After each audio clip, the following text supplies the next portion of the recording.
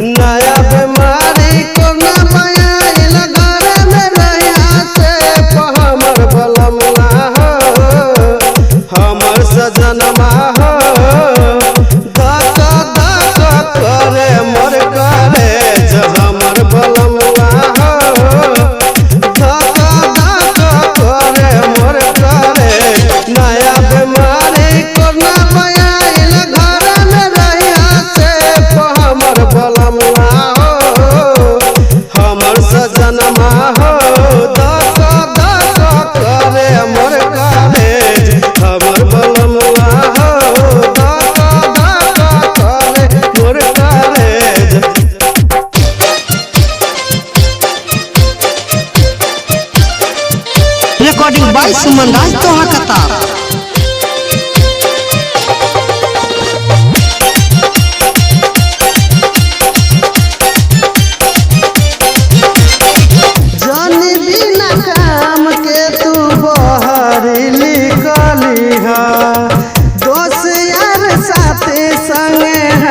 न मिलाई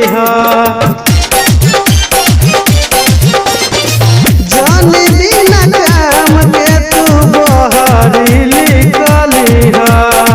दोस्त यार साथी संगे हाथ न मिलाई साबुन से धोई रोजे हाथ लगई रोजे मास हमर बलमुआ हमर बलमुआ मोर करे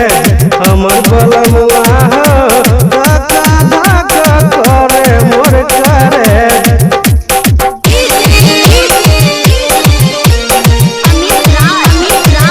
रिकॉर्डिंग बाय सुमन राज तोहा कता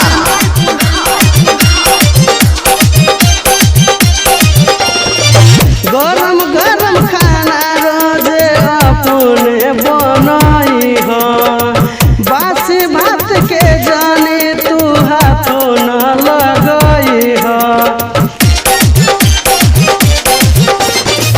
गरम गरम खाना रोजे अपने बनाई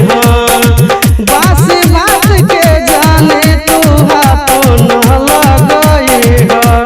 रोजे के पीहा गरम पानी गाला रही साफ हमर सजनमा हमर बलमुआ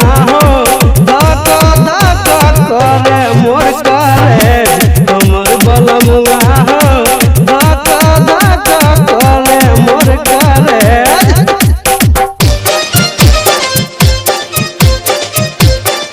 रिकॉर्डिंग बाय सुमन राज तोहा कता